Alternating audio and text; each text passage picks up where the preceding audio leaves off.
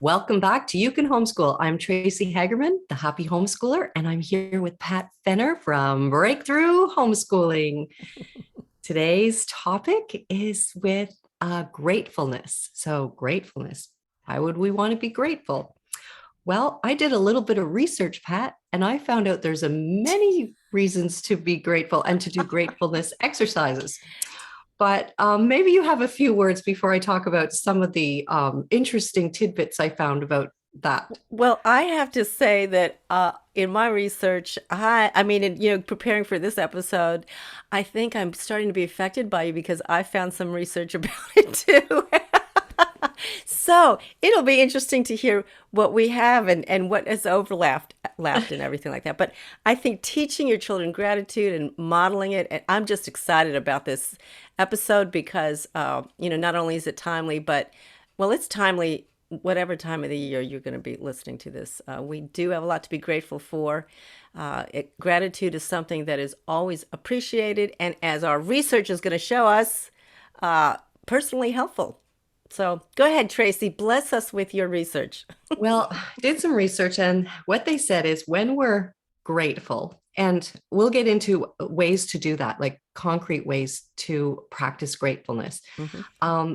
The outcome of that is that it often increases your physical health, it increases your psychological health, Hmm. it increases your self esteem, which is interesting because gratefulness is usually about being grateful for things in your life and for other people, but it can increase your personal self esteem, gives you more social connection, it improves sleep.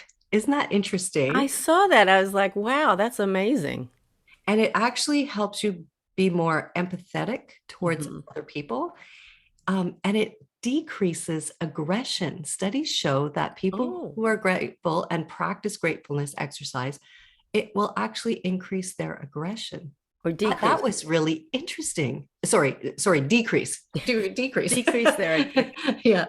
And then the last one they talked about is it increases your mental health. And boy, in this time, isn't that something that's needed? Yes. Oh my gosh. Another thing that I also found was there was a study that shows it increases or could increase your longevity. Like it can increase your lifespan, which actually makes a lot of sense because, being negative and op- uh, pessimistic and things like that and always feeling not seeing the good in things, it does with all those physical aspects. It could sure shorten your life. Why not? And I found if you have anxiety, there's something. I'm not usually a person who has much anxiety, but like I've alluded to before, I've had a really rough year personally. Hmm. And when I was feeling anxious about it, I would basically go to this journal I have, and this is sort of my first gratefulness exercise I would do. And I've been writing down things for the last number of years that I've been grateful for, things that I'm thankful for. And as soon as I would feel that anxiety, I would go pick up that journal and I would just start reading. I'm thankful for my Absolutely. family. I'm thankful for my kids. I'm thankful for my health. And all of a sudden, I feel better. And that's biblical too because I don't remember the reference because I'm so bad with that, but I know in Psalms David talks about, I recount your blessings and what you have done for me, and why am I so downhearted? That very famous Psalm. Heart, why are you so downhearted? Look at all that the Lord has done for you, and it does. Boy, that helps me incredibly. Yeah, and that's and good. it doesn't take away what you're going through, and there are some extreme situations that we go through, Absolutely. and I don't think we should downplay, you know those are huge things that happen, um but on the other hand, if we're doing the gratefulness at the same time, it takes that thing that's so big and it shrinks it, so that we look at, okay, I do have all these other blessings in my life, and yes, this is huge, and yes, this is hard, but it's not the only thing going on, Right. and that's and and so look at helpful. and look at the things is in that particular instance when you're going through something difficult, you part of your the things you can look back on are other difficult things that the Lord has walked you through. So you're not only grateful for that, for those times, but you're also cognizant of what he has already done for you, and it's not in his character to stop now, so that is also encouraging in whatever difficult situation you find yourself in. So yeah, so I think And we should start sharing some things that we can do with our kids, right, to build the gratitude muscle. What do you think? absolutely. Okay, so first of all, I found that what was interesting, part of the other research, but this is part of one of my tips, is to practice gratitude questions. There's four parts to gratitude, which I really never thought about. This was a fascinating article. It's noticing, thinking, feeling, and doing. And most parents, I mean, myself included, focus on the doing. Say thank you, write a thank you note. And those are part of the things, that we can do with our kids that have value. But we also need to emphasize, and for us as well as our children, the noticing, you know, try to teach your kids how to notice when people are doing nice things or something considerate they've done, or something happened that you could be grateful for. Wasn't that sweet that our neighbor, blew our driveway off when he was doing his lawn? That was really nice of him. He didn't have to do that. Things like that. So noticing, and then thinking about, so you notice that he did something, then think about it. Dwell on that. It's so easy for us, especially the state of our culture in the world right now. It's so easy to focus on the negative stuff. Think about the good things. I've got some wonderful neighbors, and I think about them a lot when I'm feeling kind of lonely or, disconnected. And sometimes I'll just walk across the street because most of them are retired around us, and they are always looking for, some conversation or whatever. And sometimes they'll give me tomatoes, from their garden or something. I mean, it's always a thing to be grateful for. So thinking about positive things, feeling it, gratitude is a feeling grateful, feeling thankful, and focus on that. And then there's the doing, and we often sometimes skip to the bottom and focus on the doing, but there's all that background before, that kind of shores up the doing, and makes the doing authentic. So I'd say, focus on those gratitude questions, noticing, thinking, feeling before you start doing.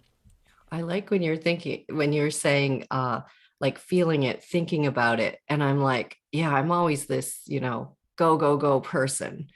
And I sometimes forget to be in the moment. Mm, And I often forget to be in the moment because I'm on to the next best thing. right.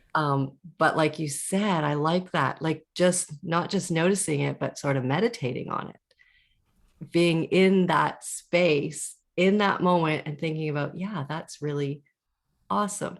And then if we And teach our kids how to do that, then the doing part, the fourth part, the last part of the gratitude sequence becomes authentic.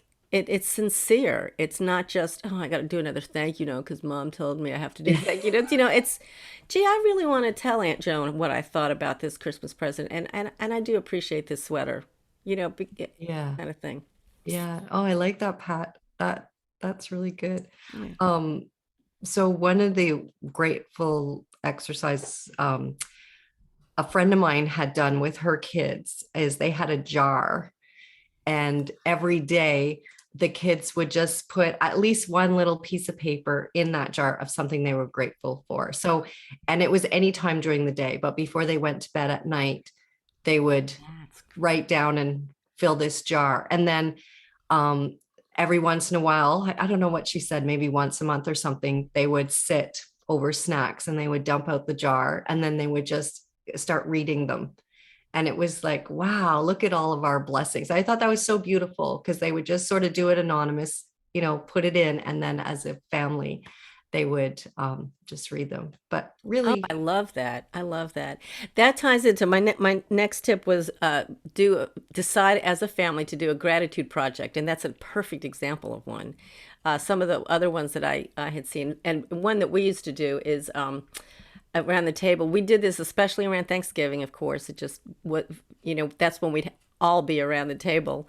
Uh, we'd pass it started out because I had a centerpiece, a bowl of just different kinds of nuts in their shells, and it was pretty. It was a centerpiece, and we would pass the centerpiece around, and each share, something that we were grateful for, that we were thankful for, and there was nothing special about the centerpiece. It just kind of, it was an organic thing. It just started out, and that's what we ended up doing every year. But you can do that, like on, we used to have Sunday suppers with Paul's mom, and that would be one of the things, talk about, well, how was your week? What's one thing you're grateful for?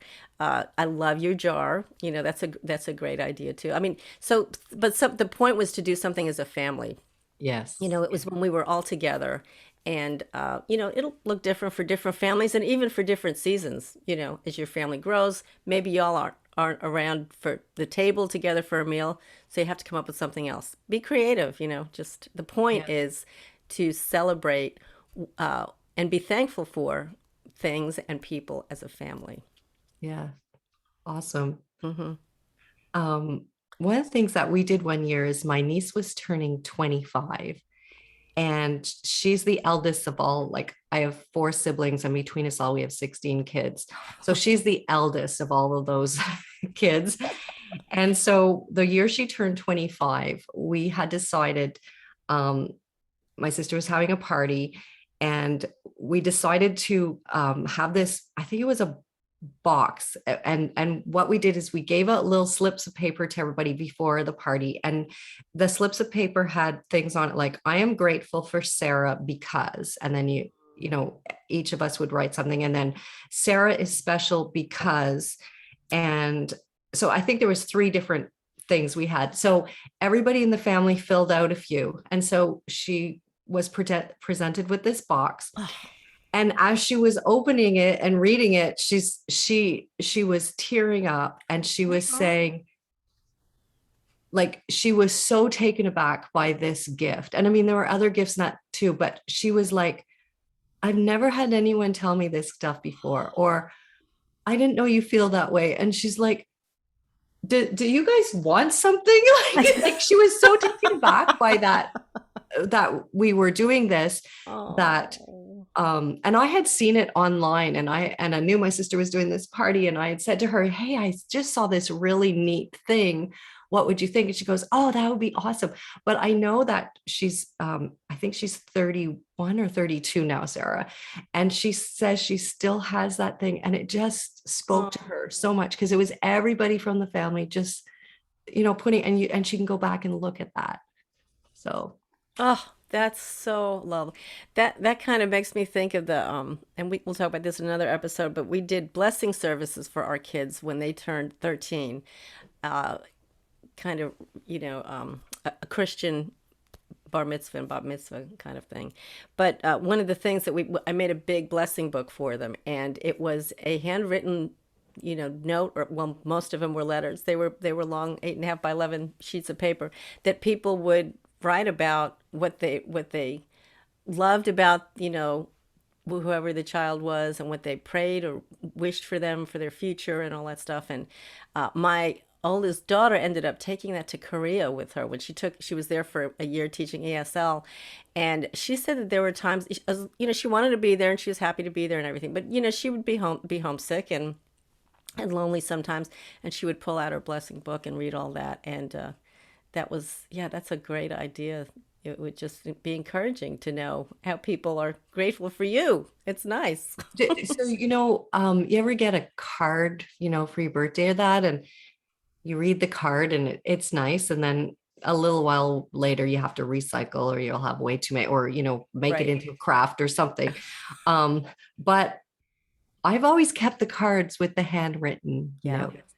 There's just something about that really touches you, Mm-hmm. um Absolutely. And I always try to write something. Well, that's a good segue into my next tip, because what I had started to do with the kids, I was always a big person on the writing thank you notes, Christmas, birthday, and all that stuff. I was really into that fourth step of the gratitude process.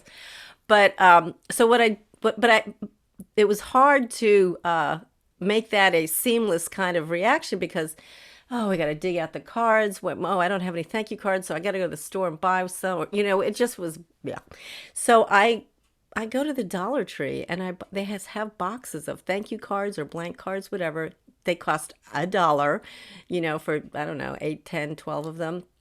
And I have it on my kitchen table now with a roll of stamps hooked, paperclip to it.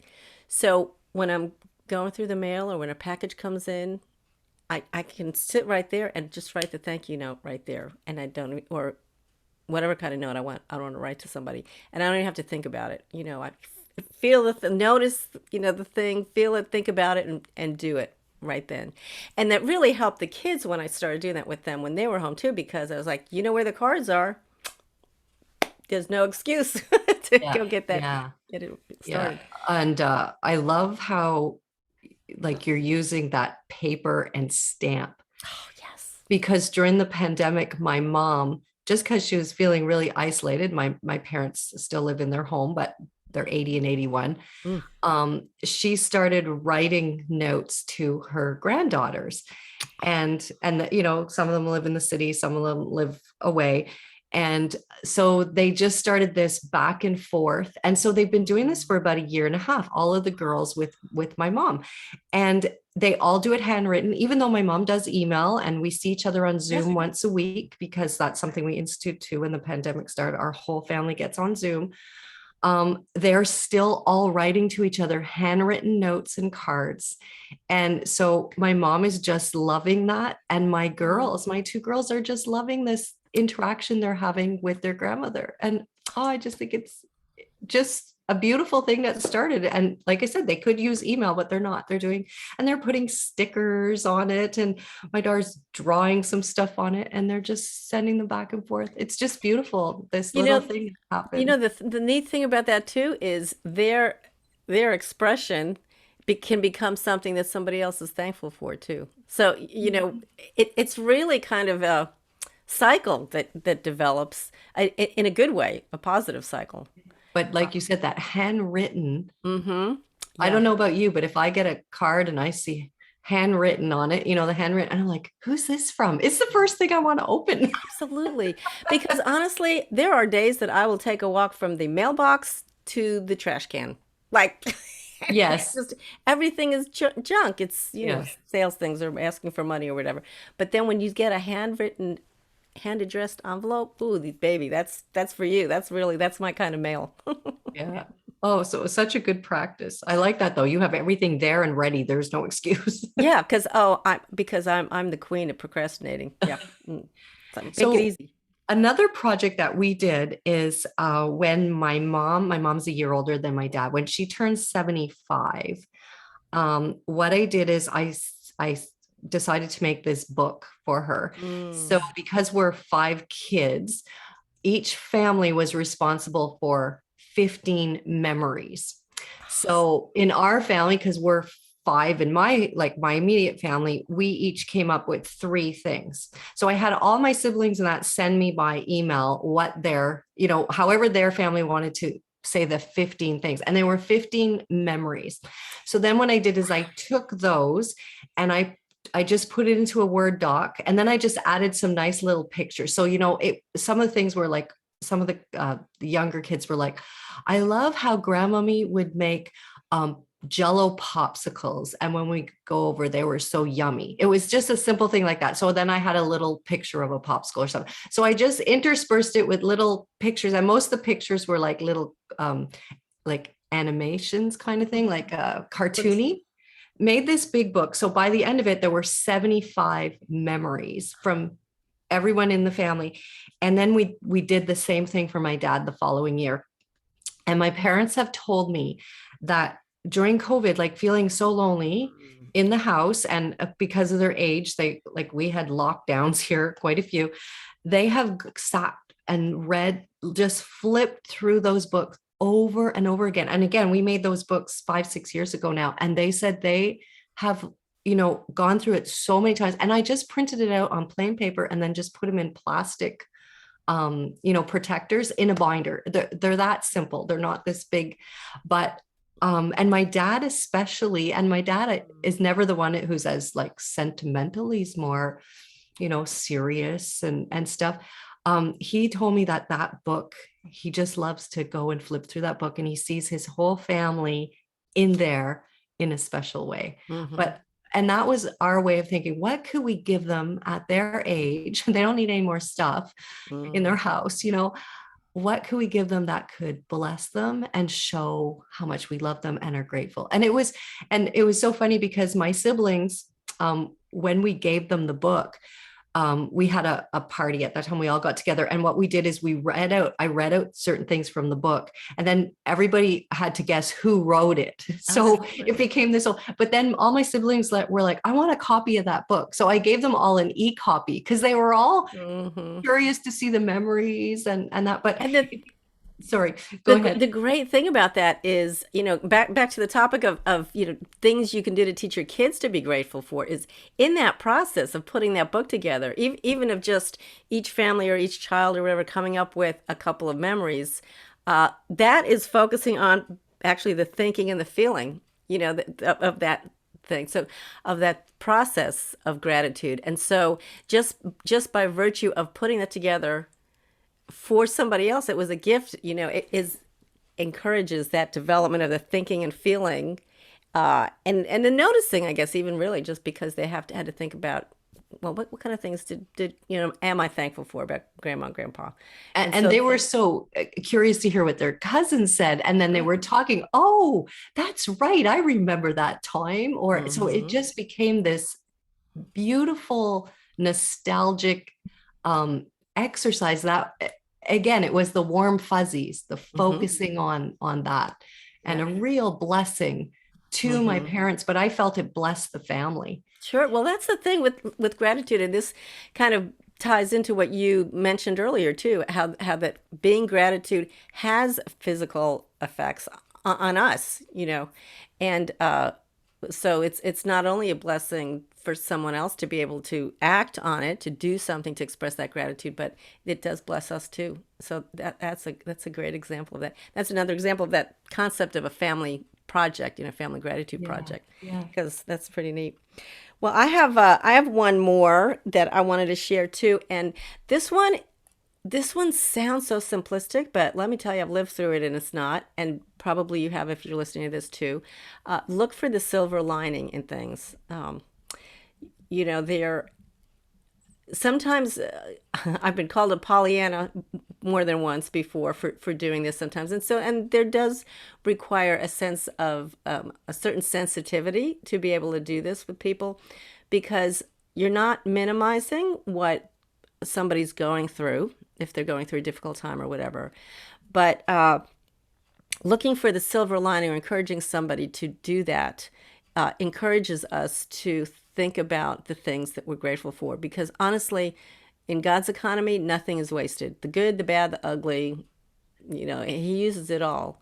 And when we and this is often done, a good idea to do this is to write a gratitude journal, which again sounds simplistic until you really need it and you're walking through a difficult time, and then you can go back through that and see, wow, well, I do have a lot of blessings in life. Or even better, if you're walking through a difficult situation and you are reading about other difficult situations that the Lord brought you through, you can say, wow, okay, so yeah, I remember that was a really tough time too, but this is what I got out of that. Thank you, Lord. Okay, I know you're here with me and helping me through this.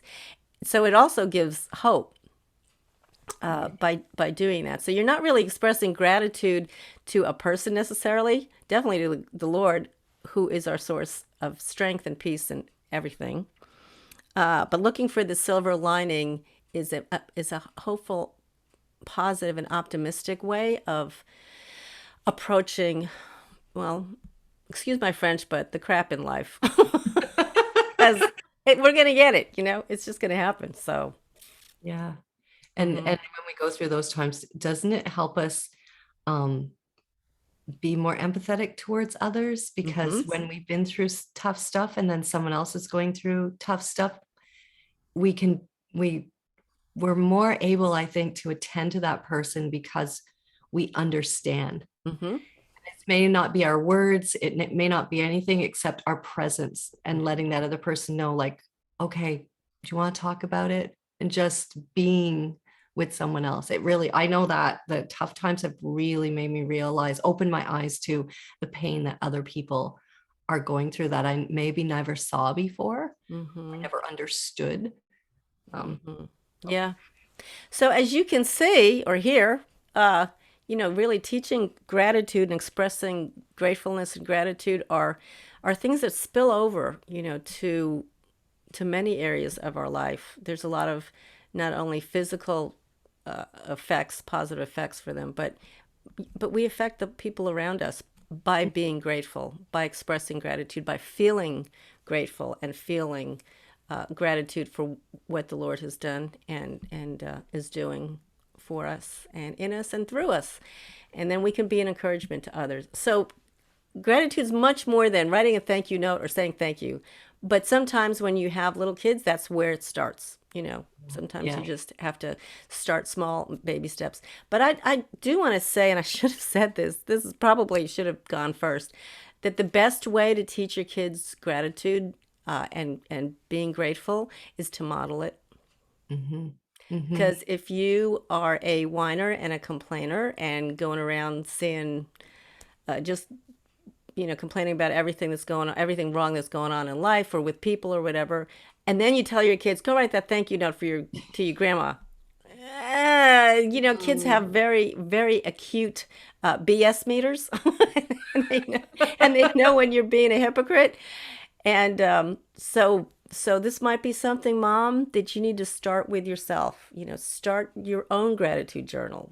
Start looking for the silver lining in your own issues. Start being working at noticing more what's going on around you and things you can be grateful for.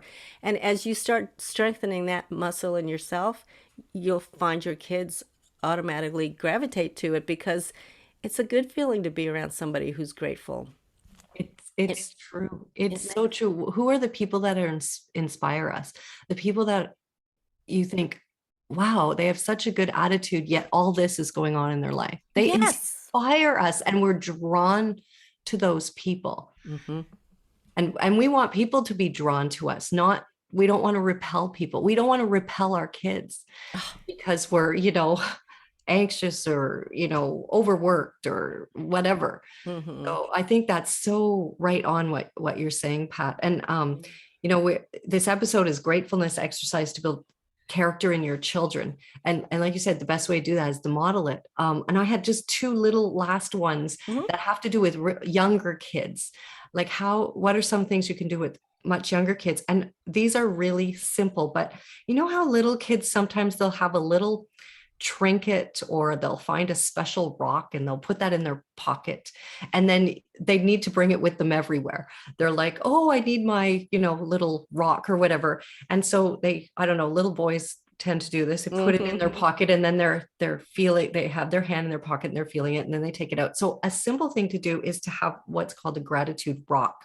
So it's a little rock and you can either put with a permanent marker or something, just one word like thank you or grateful and so what you could say to the child is, here's a special rock and you can carry it with you wherever you go. And then, if you're having a hard time or you feel that rock and you think, what are you thankful for? It's just like a little memory. So when you touch it or you feel it, you're like, oh yeah, thank you for the frogs I get to play with outside or whatever. So it's a simple little thing, but because they can carry it with them and it's Mm-hmm. small, they can touch it, they can feel it, they can experience it, and you associate that with gratefulness or thankfulness. That's a little thing that could help That's young kids. great. Mm-hmm. Yeah. So, and then the very last one was, that game I Spy with my little eye. Yes. We used to love to do that, but we could take a walk and say, I like, I spy with my little eye the tree, and I'm grateful for the tree because it gives me shade. So it's a very easy, fun little exercise to do to just start that practice. Yeah, great. Yeah, I love that. You can So, do that at any age. Although your teens are probably going to feel like, "Oh, mom, this is so hokey." but again, with the little kids, it's fun. It's a way to start that habit. So Absolutely. yeah. Absolutely. It's great. So this Good. Well, episode has made me feel better. well, good. I'm like, oh, I got all this stuff to do today. And then I'm like, oh, well, this has been fun. And I hope it's been fun for you guys listening in too on this. I really hope that you are able to find some things in your own life that you're grateful for, no matter the difficulties that you might be, challenges that you might be finding in your life these days. But definitely, feel free to reach out. Tracy and I are praying moms and praying women, and do hope that our words reach out to bless people who are listening to this. So, if you have prayer requests, we've never asked for this before, and actually Tracy and I didn't even talk about this before, but I just feel led to say, if you have any prayer requests, you don't need to get specific. You can, just a general prayer request is fine. We've got a SpeakPipe link in our show notes. And if you want to leave a short prayer request with us, we would be honored to pray for you during the week. And so just opening that option up for you. Sounds awesome. Yeah. So remember, enjoy your homeschooling. You can do Mhm. it. You can homeschool. And we're grateful that you've listened in. And we just hope that just goes through your whole family, the gratefulness of this beautiful life that we have and this beautiful opportunity we have to educate our children. So remember, you can homeschool and it can be really fabulous. Yeah. Have a great week, everybody. Bye-bye.